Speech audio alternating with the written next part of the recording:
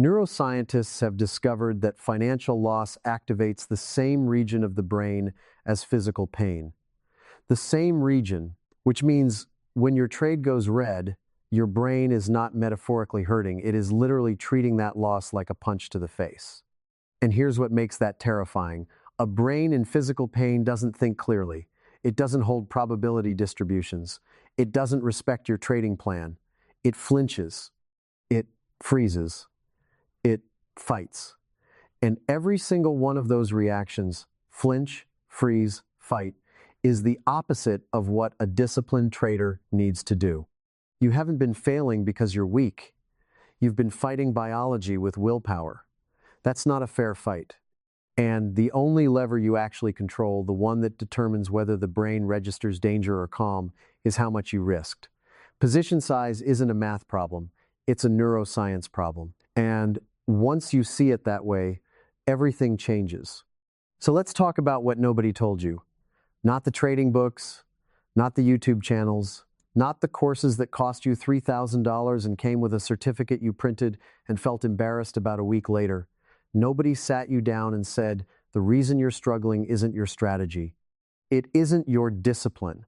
It isn't your intelligence or your emotional makeup. The reason you're struggling is that you've been sizing your positions at a level that makes clear thinking biologically impossible.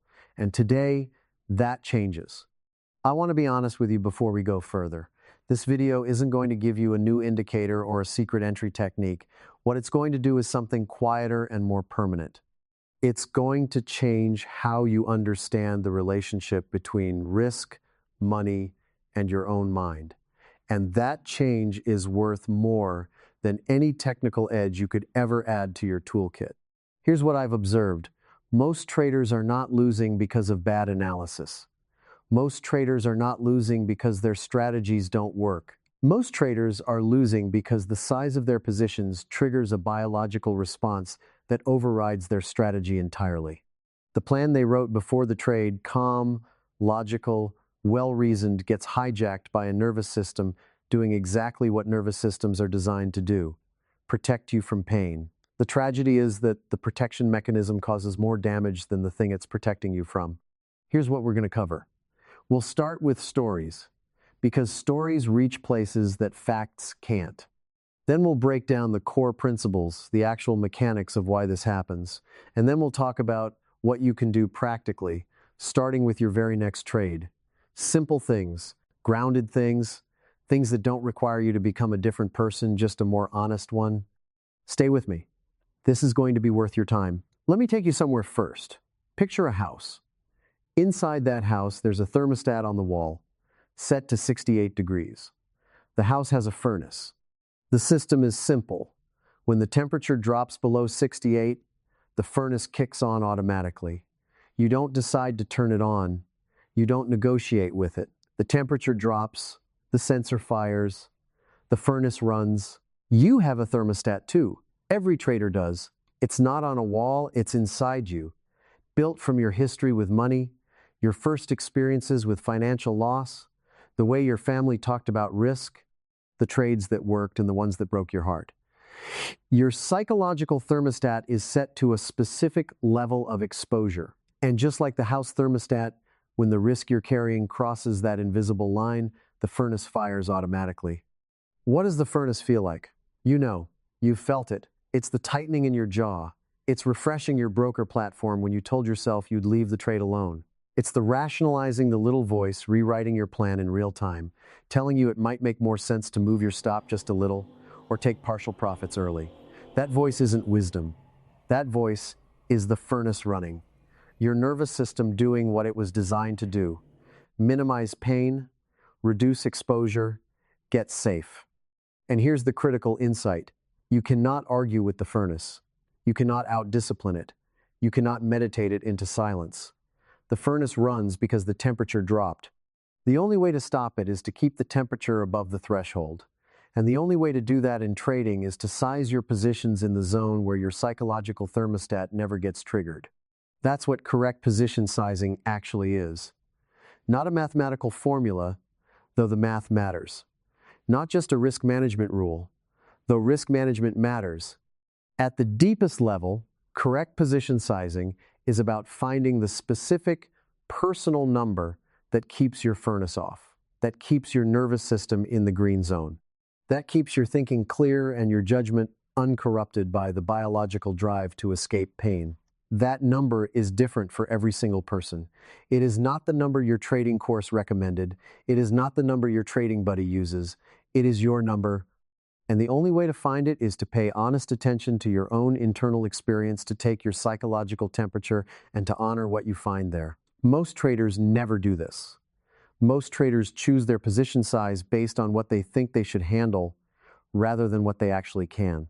And that gap between the should and the actual is where almost all of the emotional suffering in trading lives. Let me tell you a story about two traders. They have the same strategy. They follow the same content, read the same books, think about the market in fundamentally the same way. On a Tuesday morning, both see the same setup, the same chart, the same pattern, the same logic that says, this is a valid entry. The risk to reward is clean. The stop is defined. Both traders enter at the same price, at the same moment. The only difference: Trader A sizes at 0.5% of their account. Trader B sizes at 3%. The market moves against them. Not by much, maybe 30% of the way to the stop, a normal pullback, the kind that happens in 9 out of 10 trades before the market does what you expected. Trader A watches the pullback and feels something close to curiosity. They think, in a quiet and almost scientific way, interesting. Let's see what happens here. They hold the position. They sized for exactly this scenario. The pullback is uncomfortable. The way holding an umbrella on a cloudy day is uncomfortable, not the way standing in a thunderstorm is. Trader B watches the exact same price movement with a completely different body. Their stomach has tightened, their breathing is shallow. They've opened 3 additional tabs: the news feed, an economic calendar, a forum thread, because they're unconsciously looking for permission to exit.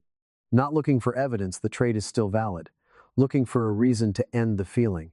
The pullback is uncomfortable, the way an argument with someone you love is uncomfortable. Everything in them wants it to stop. Trader B moves their stop, not because the chart said to, not because the strategy includes that, because the emotional cost of not moving it has exceeded the emotional cost of breaking the plan. Then Trader B exits at break even. Enormous relief. Physical, almost euphoric relief. The trade then moves to the full target. Trader A captures it. Trader B watches from outside. The financial difference between their accounts is not the interesting part of this story. The interesting part is what each of them learns. Trader A learns, my process works. My plan, executed without interference, produced the expected result. I can trust this. I can repeat this. Trader B learns something more corrosive. They learn, I can't hold trades. I'm not disciplined enough. Something is wrong with me because I had the right setup and still couldn't execute it. And that identity level lesson will follow them into the next trade and the one after that. But here's what I want you to understand. Trader B did not fail because they lacked discipline. Trader B failed because they were placed by their own sizing decision in a situation where discipline was biologically overridden. You cannot hold a position to its stop when the position is large enough to trigger the brain's pain response. Not because you're weak, because you're human. Because your brain was built over millions of years to respond to pain by eliminating its source, and no training can fully override that when the signal is strong enough. The fix was never discipline. The fix was always the size. Now, I want to do something a little different. I want you to use your imagination for a moment. Come with me to a version of 6 months from now. You're sitting at your trading desk. The market is open. You have a setup. You've defined your stop and your target. You enter the trade, and then nothing dramatic happens. Inside you, I mean. The market wiggles, it pulls back, it tests your stop distance, and you watch all of this with something I can only call equanimity. Not indifference, you're present, you care about the outcome, but you're not afraid. You're not refreshing frantically. You're not rewriting the plan mid-trade. You're just watching, thinking, being a trader. Why do you feel that way? Not because the market is friendlier, not because you've developed supernatural patience, because the position you're holding is sized within your threshold. Every dollar at risk is a dollar your nervous system has already agreed to. There is no gap between what your plan accepted and what your body can tolerate. And in that alignment, everything that has ever felt hard about trading becomes not easy exactly, but manageable, human, something you can actually do. Now feel the contrast. Think about a trade in the last few weeks where it did not feel like that, where you were checking too often, where you made a decision that wasn't in the plan. What was different about that trade? I'm willing to bet the size was higher. Maybe not dramatically, maybe just slightly above the line, but above it, in the zone where the thermostat fires. The difference between those two versions of you is not a character difference, it's a position size difference. And that is one of the most liberating things I know about trading, because it means the solution is always available, always one adjustment away, in every single trade you will ever take. Let me break down the mechanics more carefully now, because I want you to not just feel this, but understand it. Understanding is what lets you act on it consistently. The first idea I want to explore is the difference between risk tolerance and emotional threshold. These two things are not the same, and the confusion between them is responsible for an enormous amount of trading suffering. Risk tolerance is a financial concept. It's the answer to how much of your account can you mathematically afford to lose on this trade. If your account is $50,000 and you risk 2% per trade, you can lose $1,000. Clean math, clear rule. But your emotional threshold is a psychological concept. It answers a different question. How much of your account can you have at risk before your nervous system starts overriding your judgment? That number, for most people, in most situations, is significantly lower than their stated risk tolerance. Risk tolerance is what your head says. Emotional threshold is what your body says. And your body always wins. The gap between those two numbers is where all the damage happens. If your risk tolerance is 2%, but your emotional threshold is actually 0.75%, then every trade you take between those two numbers is a trade where you're in compromised neurological territory. You are, in those trades, a different person than the one who wrote the trading plan. Decisions you make in that state, exits too early, stops moved, rules bent, are not the decisions of a trader. They're the decisions of a nervous system trying to survive. This isn't metaphor. This is neuroscience. When the brain perceives financial loss as physical pain, and research is clear that it activates threat response systems. And in a threat response, the prefrontal cortex, the part responsible for planning, reasoning, impulse control, long-term thinking, literally loses influence to more primitive, reactive brain regions. You become, in a measurable neurological sense, less rational, less capable of following a plan. This threshold is different for every person. It cannot be determined by formula. It can only be discovered through honest self-observation. So here is the first core truth from this video. Your job as a trader is not to override your emotional threshold.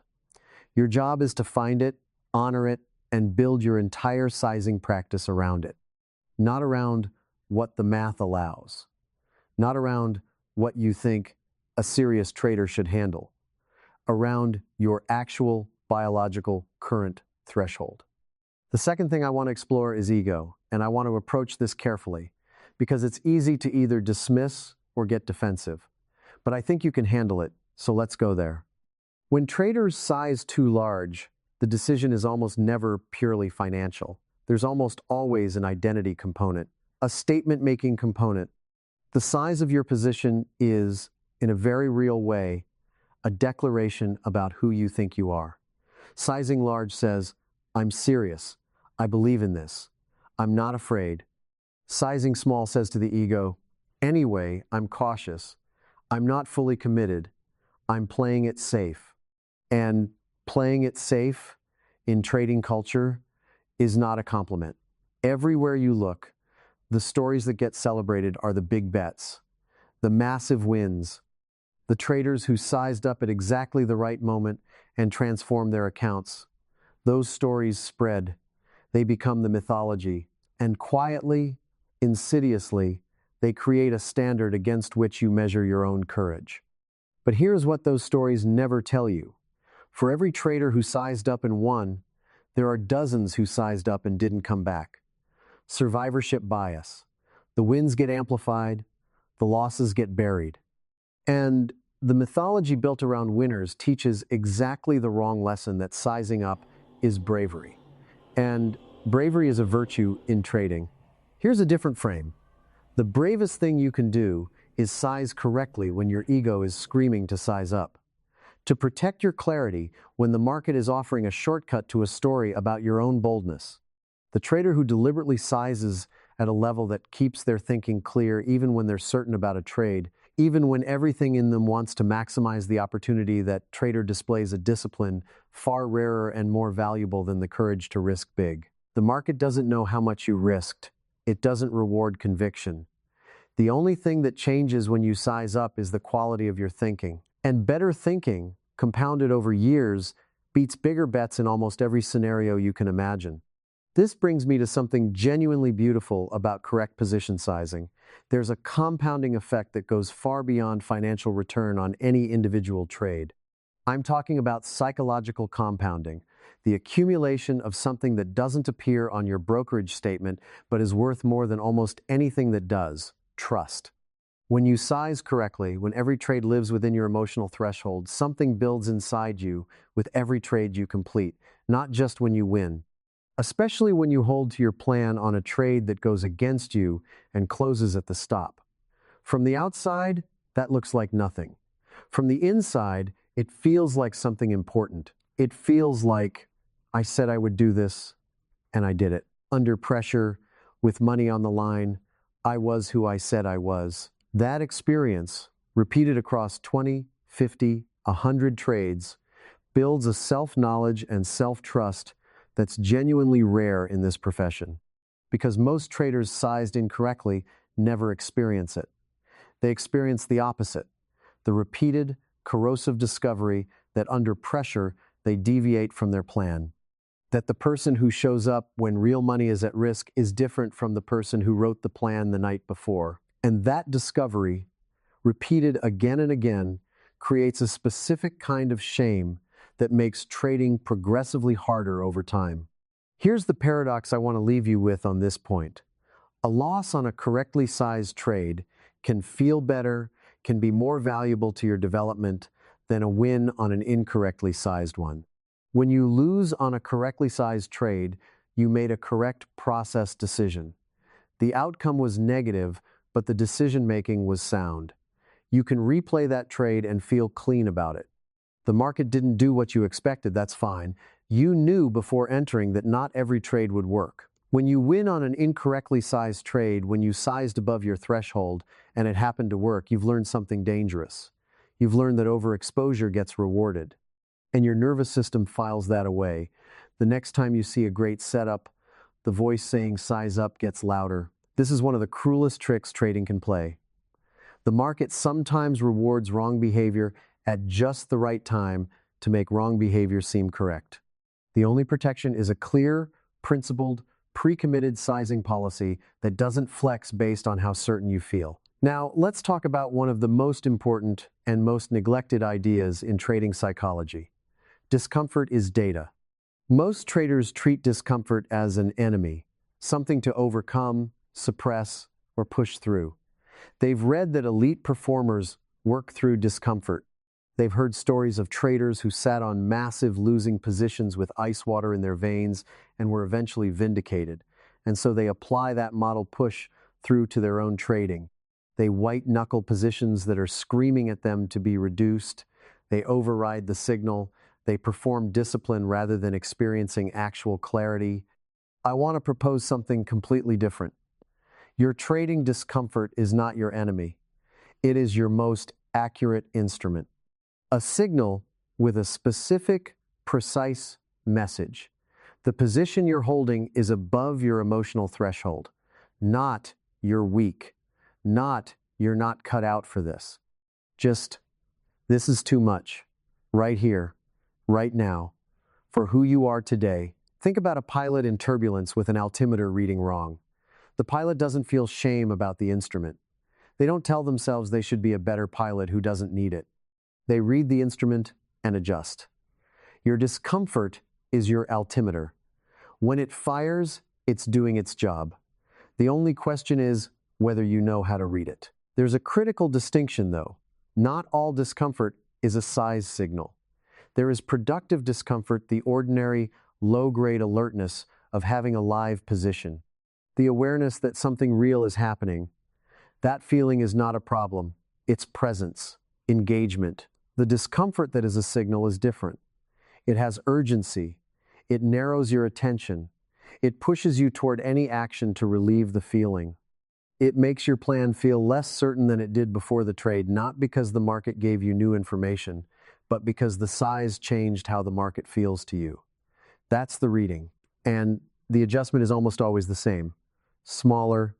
Once you start reading this instrument correctly, once you trust the signal rather than fight it, something remarkable happens. The discomfort stops being shameful. It stops being evidence of failure. It becomes just information. Useful, actionable, specific. And when information stops being threatening, it stops triggering the second layer of suffering, the shame spiral. You no longer add suffering on top of suffering by telling yourself you shouldn't be feeling what you're feeling. You feel it, read it, and adjust. That transition from discomfort as shame to discomfort as data is one of the most healing things that can happen to a trader's psychology, and it doesn't require years of therapy. It requires a shift in interpretation, a decision to see the signal as information rather than indictment. Now, for what might be the most counterintuitive idea in this video, stay with me even if your first reaction is to push back. Here it is. The market does not reward courage. It rewards calibration. We've been taught culturally, professionally, explicitly by some trading educators that conviction matters. That boldness is a virtue, that the ability to hold your view against the crowd, to size up when you believe in something, to stay in a trade when it's painful, that this is the mark of a great trader. I want to suggest this framing, while emotionally appealing, is almost entirely wrong, and believing it has cost traders, collectively, a fortune. The market is not a scoreboard for courage. It's an aggregation of probability. What matters more than conviction is calibration, the ability to make consistent, clear-headed, plan-adherent decisions across a large sample of trades. Calibration doesn't require bravery. It requires conditions. And the most fundamental condition for calibrated decision-making is that your nervous system is not in threat response mode, which means your position size is within your threshold. The traders who last in this profession, still profitable after 10 years, are almost universally characterized by a patient, consistent relationship with their process that looks, from the outside, like it might be boring. They don't take enormous swings. They don't dramatically size up when certain. They've found their threshold, and they stay within it with a disciplined consistency that more flamboyant traders sometimes mistake for timidity. They're not timid. They're protecting their most valuable asset, their own capacity for clear thinking. That asset, protected consistently, compounds into a trading career that the flamboyant traders rarely achieve. Now, let's get practical, because insight without application is just a beautiful idea that fades. Let's talk about what you actually do, starting with your very next trade. The first tool is what I call a discomfort audit before you enter any trade. Before you click the button, before you commit the capital, pause, 30 seconds, take a genuine internal reading, not of the chart, of yourself. 3 questions. First, at this position size, can I hold this trade to my stop without feeling the need to intervene? Not do I think I can, but genuinely, honestly, when I imagine holding from entry to stop, Does that feel manageable? Second, at this position size, if the market immediately moves against me by half the stop distance, what do I feel?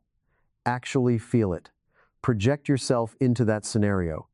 Is it curiosity, mild concern that stays below your threshold, or something that already tightens your chest in imagination? Third, am I choosing this size to express my strategy or to prove something? To maximize the opportunity because this one feels special? To make up for a recent loss? Those three questions will tell you more about whether your size is right than any risk management formula in existence. If any one produces genuine discomfort, the instruction is simple: reduce the size. Keep reducing until all three feel genuinely neutral, not numb, not indifferent, neutral, present. The feeling of being able to watch the trade unfold without needing to interfere. The second practical tool is what I call a threshold map. This is not a traditional trade journal. You're not tracking entries, exits, and win percentages. You're tracking your emotional experience. After each trade, record three things: your position size as a percentage of account, the emotional quality of the trade on a scale of 1 to 10, where 1 is completely calm and 10 is fully hijacked, and one sentence about any decision you made during the trade that wasn't in your original plan. Do this for 20 or 30 trades. Something will emerge that you can't see any other way. You'll find a position size a specific percentage below which your emotional quality score consistently stays low and below which you rarely deviate from your plan. That number is your current threshold. Not the threshold you wish you had, your actual biological current threshold.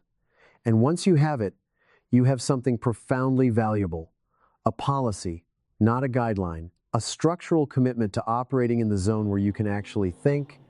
I know what some of you are thinking. That number feels too small. At my honest threshold, the returns will be too slow. I understand that frustration. But here's the thing.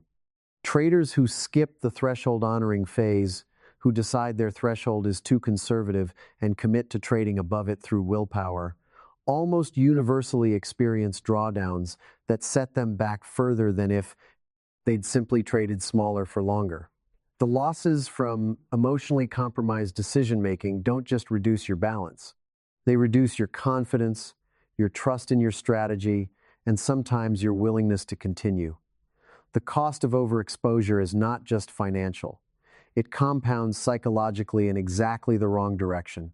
The trader who sizes within their threshold, accepts the slower growth, and accumulates 30 to 50 trades of clean, plan-adherent execution, that trader is building something money can't buy directly: a genuine, evidence-based belief in their own ability to execute.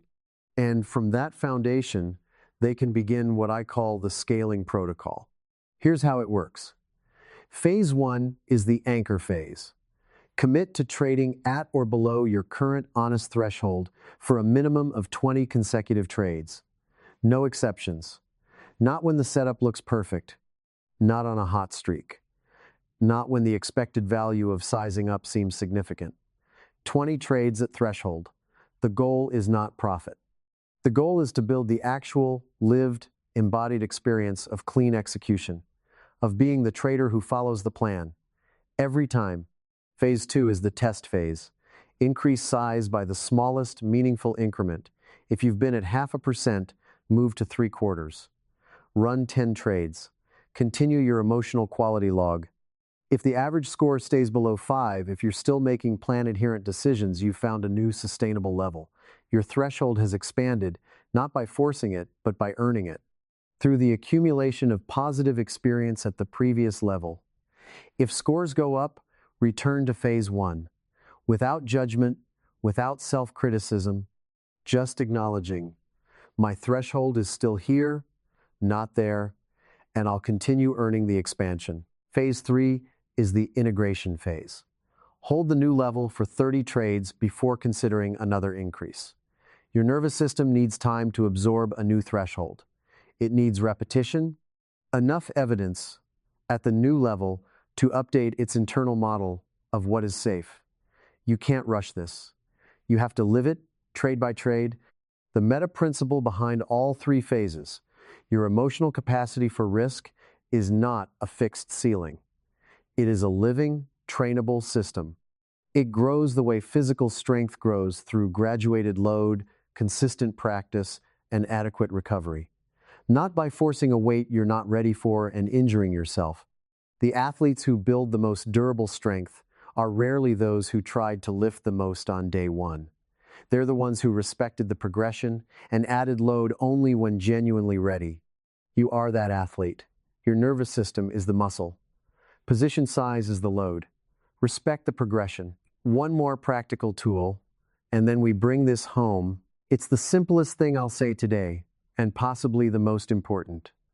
Replace all other forms of post-trade self-assessment with a single question. Not, was I right? Not, did I make money?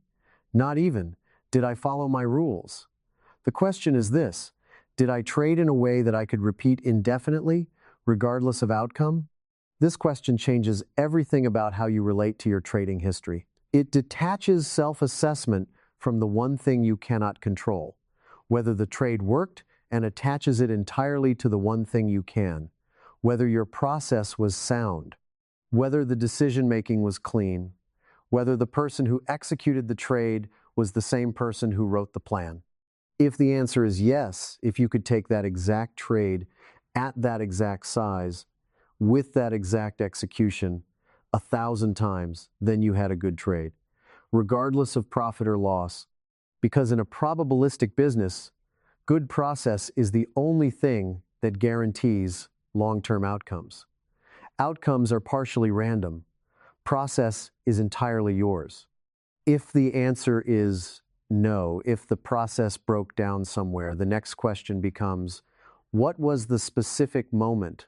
What triggered the deviation? Trace it back honestly, and you'll almost always find the same thing. The position was above the threshold. The size made holding to the plan feel more costly than breaking it.